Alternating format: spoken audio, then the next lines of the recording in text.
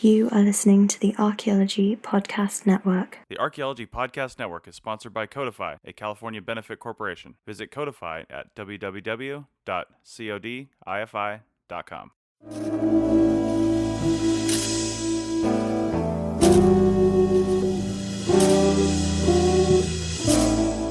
Hi, everyone, and welcome to a special episode of the CRM Archaeology Podcast. This is Christopher Sims. I'm the editor for many of the shows on the Archaeology Podcast Network, and this special segment was a spin-off of episode 106 of the CRM Archaeology Podcast. So episode 106 and 105 are companion episodes that go together, and they talk about a lot of things. Job stress is one way you could look at it. The hosts talk about the side hustle, and this is a conversation that spun off of that, where we vent a lot of our frustrations about establishing a career in archaeology and where the foundations need to be. So, hope you enjoy this, and we hope to release more special segments like this in the future.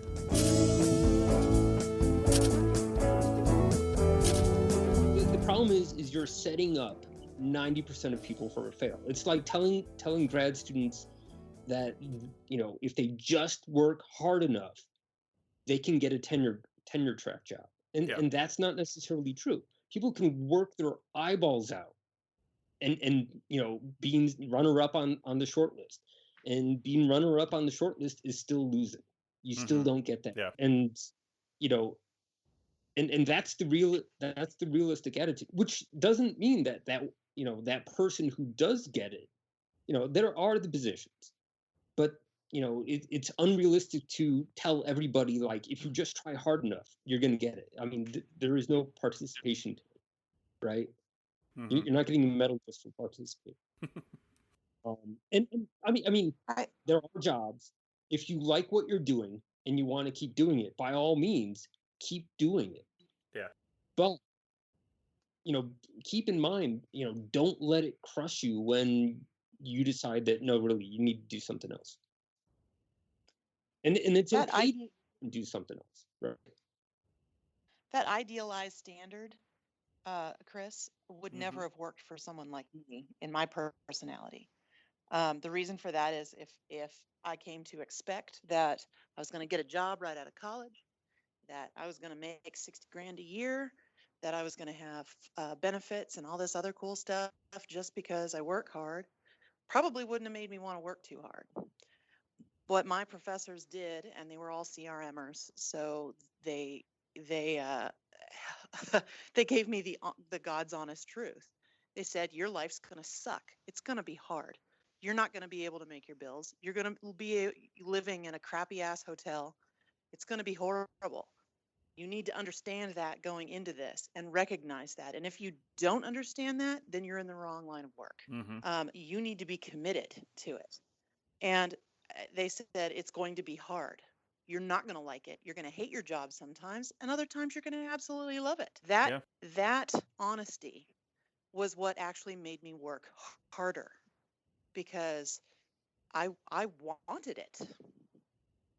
Yeah. I worked hard in order to get where I was. And if they had just said, you're going to get out of college, it's going to be super easy to get your job, whether that be a professorial position or a CRM position or whatever, I probably wouldn't have worked as hard. Yeah.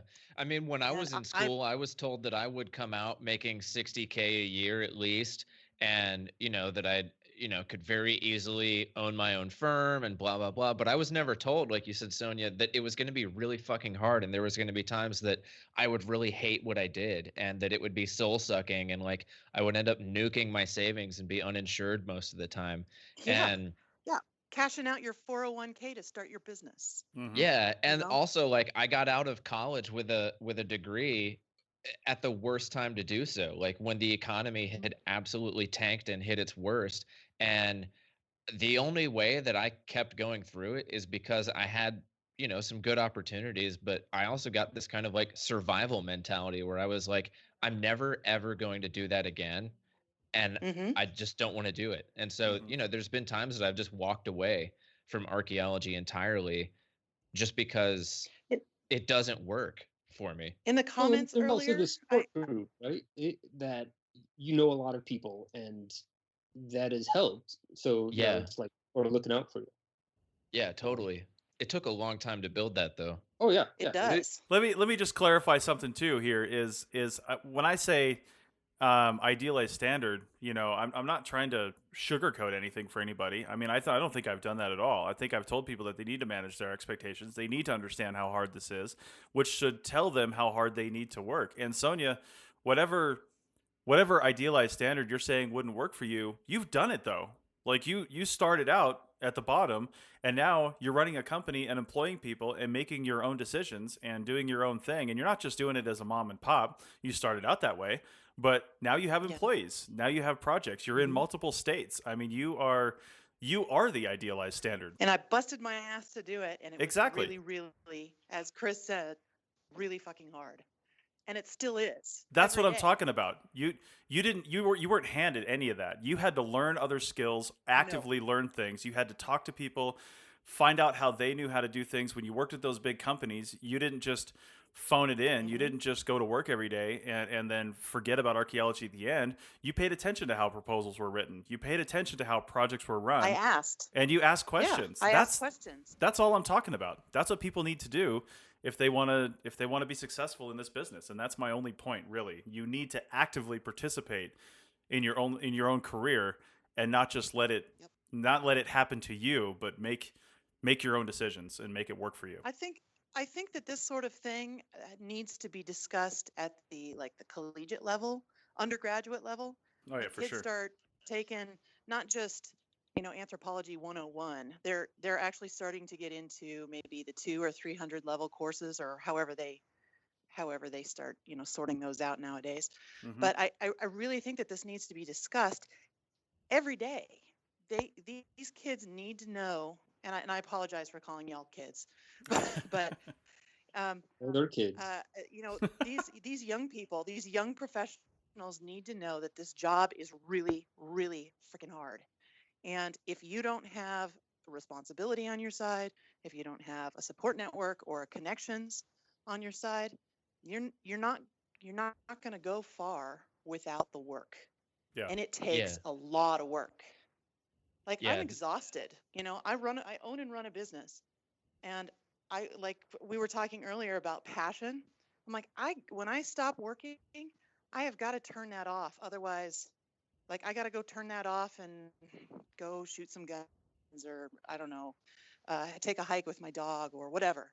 I have to let that go, because it's physically exhausting. It's emotionally and mentally exhausting to keep doing this all the time. And one of the things that I was saying earlier on the text is that I love bursting people's bubbles, because when we get crews coming, like new professionals coming out of college and being like, oh, I just really love archaeology. I want to go out and wear cute shorts and a cute top and whatever. I'm kind of being a little sexist to my own That's what gender I say. right now, but whatever. I'm an archaeologist. It's very romantic. It's a very romantic field that people have this perception of. No, it sucks. You're going to be working in construction clothes. It's dirty. It's awful. You're going to have a hard time paying your bills. It's going to be shitty. But some people will love it because of that. And if you're one of those, great, you're going to work for it. So anyway, I'm talking circularly right now, but I really think that this needs to go out to young people in school immediately, because if they think that they're going to come out of school making 60 grand a year and get health benefits and all the other cool stuff and 40-hour work week, they've been misled. Mm-hmm. And what's wrong with that is they've been intentionally misled. Absolutely. And I think that kind of training needs to be part of the core values that universities are, adopting right now. They're adopting, critical thinking and integrity and all these other things that are honestly just hollow buzzwords that they've attached onto like the core curriculum. but something like career development and like professional planning and stuff like that needs to be in there, because otherwise it's just perpetuating this whole cycle of churning out degrees with no hope for them to get, you know, an And application. But there is So an when I was in application, but it's so college, hard to find it's so hard to navigate that gap, which is where we are now. when I was in college and graduate school, I would listen to some of the discussions that my professors were having amongst themselves. Not necessarily eavesdropping, I was engaged in the conversation with them, but listening as well. They would talk about what was necessary to keep students in the program, to recruit students into the program, and get them graduated. That's the goal, because programs get funding, they maintain their programs in the university setting when they have students who are performing in the program and graduating. And, Bill, feel free to correct me if I'm wrong, but it almost felt self-serving, so Yeah. but not doing a service to their students. yeah, I mean, you guys are right. The whole goal of the university is to get more students and more money, right? I mean, anthropology professors are not so different in that they want students and they want them to grow intellectually and to graduate, right? And they work within a company. So a lot of us think that, big universities or any university is this higher education institute. It's not. It's a business, and what it sells is the degrees. But I would say that schools are starting to figure it out. However, now there's kind of a crisis in some ways. So I've been talking to people at a number of different universities trying to finish my PhD who, they're interested in hiring folks. And it's starting to become real that they're realizing that the connection between what they're teaching in school and the people who are graduating, they're starting to realize that those people need to have the skills to survive in the world, and they actually are trying to do something about it. However, it's not always understood what they should do. So they're not really sure if they should hire new faculty that have skills in cultural resources, or whether they should partner with local companies, or whether they should build their own separate cultural resource management department and teach that as a lesson. Like, they're starting to realize that, and a lot of that is really uh, I can give credit to the young millennial students who have no time for extra. They understand the name of the game. More than half of them probably don't actually even want to be in college, and they just want the degree so that they can finish. And those students are not interested in going to schools and in going into departments that are not going to deliver that kind of stuff. So in a world where the students are complete realists and work from a point of pragmatism, like that's their main motivation for them to even be there, universities, anthropology departments are being forced to respond. I got to disagree with you on that. Well, I mean, I have a different perspective because I did not go to public universities. Well, I did for my master's, but not for my undergrad. And the perspective there is a lot more. A majority of your education is more along the lines of the extra stuff. That what you are learning. It's not a trade school. You are not there to learn how to count flakes. You are there to learn how to think critically, to adapt to a wide variety of environments. It's a very different sort of education than what I think a lot of public universities do. And I think, coming from that perspective, and I know that most of the people who also come from that perspective find, it's like if when you buckle down and just focus, I only want to do the core classes that I have to do for my, particular degree. Those guys are the people who suffer when the industry that they're training for hits the fan. Like, when in the 90s, like all of a sudden there was this big boom where everybody needed programmers, and the people who only did programming basically found themselves cut out because they couldn't adapt to the changing work environment. That really, what's better at the undergrad level. And this is also the case that I make for a four-field approach rather than specifically just archaeology or whatever, is that the jobs that you're going to be getting, the careers that you're going to be pursuing, aren't necessarily, you need something, you need education that's considerably more flexible and more adaptable. Yeah, I know they don't think that way, and I'm responding to your comment. But that's because they're the students. It's one of those things like, like, we're all sitting around talking about how field techs have like this really misguided notion of what it's like to do archaeology because they haven't done it for 20 years. And when you're on the outside and you're looking at how people have gone through it, and it's like, no, really, like, you don't understand the implications of what you're arguing for, and it's the same sort of thing. But that's Stephen, none of us are part of that group. We all wanted more. That's why we're even doing this podcast, right? Because we were the ones who wanted to expand our intellect. But if you think back those classes where we were in that room with like 200 other students, I mean, many of those people just didn't care at all. They were just there because mom and dad had money, or they heard always from their high school counselor that they needed to have a college degree. And so they're there just to get a degree.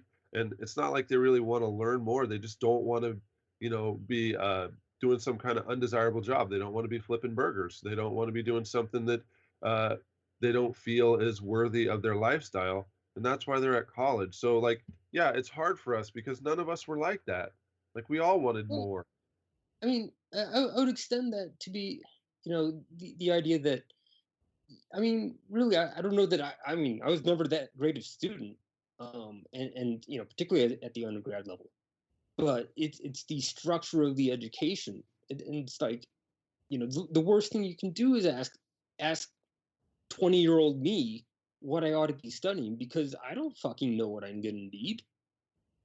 Like that needs to come down from the people who actually have an idea of what's going on out there, and a more flexible perspective of the expectations of what you learn in school and what you end up doing outside of school. And that needs to be coming from the university. It's and I'm sorry to be top down, but that's really way it needs to be coming out. No, yeah, you're right.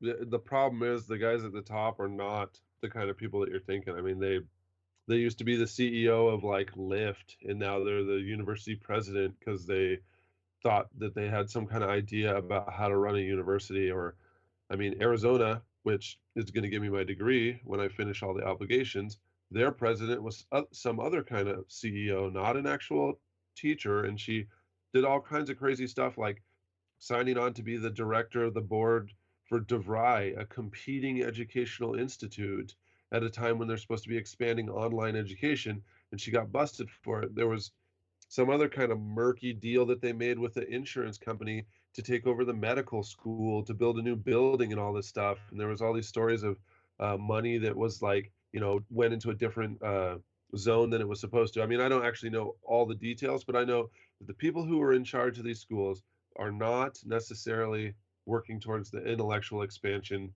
of the student's mind. And like, it's really up to people like us who wanted to know more, whether we were good students or not. I mean, I wanted to know more about the past. I read every single thing that I was supposed to read. I tried to write every paper as well as I could because I just wanted to know more about archaeology and cultures and all that stuff, right? And so that kind of goes into who I am, and it kept going like into graduate school. But in those same big classes, American history, like 100 or whatever, I'm in there with like 170 other students, and like the similar thing now 20 years later. So back in the day, there was kids sleeping in class. Now there's kids just like texting purely, and the professor just walks right up to them in class and is like, so what did I just say in that last sentence? And the students just like, they don't even stop texting. They're still on Facebook, and they're just like, well, I don't really even know. I mean, that student's paying tens of thousands of dollars to get a degree. They're not really looking to expand their understanding of anthropology. I see this stuff every single day, man. Uh, and back when we were going to school, we were surrounded by people who were the same. So, we're not in the same category. if the university tried to expand our intellect, it's really only going to hit a population, but not all of the students. All right, everyone, we're going to have to kill it there. So if we manage to release this as a special episode, enjoy. I would like to include some of our longer interviews as special extensions to the original ones. So hopefully we did that. And if we did, enjoy it. And hope you got something out of it. So, all right. Thanks a lot, everybody.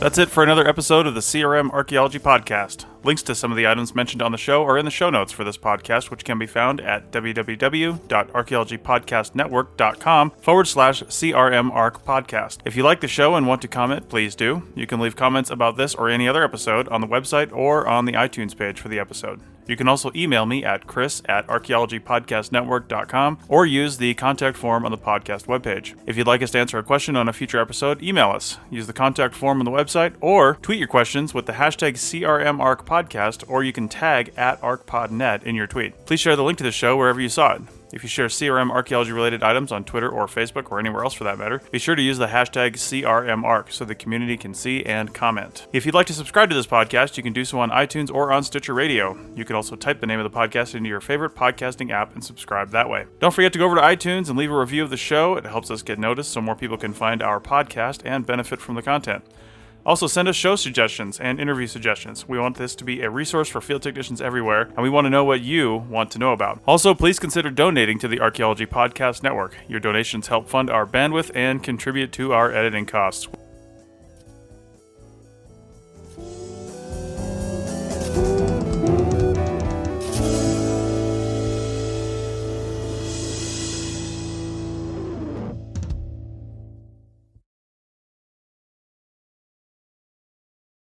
This show is produced by Chris Webster and Tristan Boyle, and edited by Chris Sims.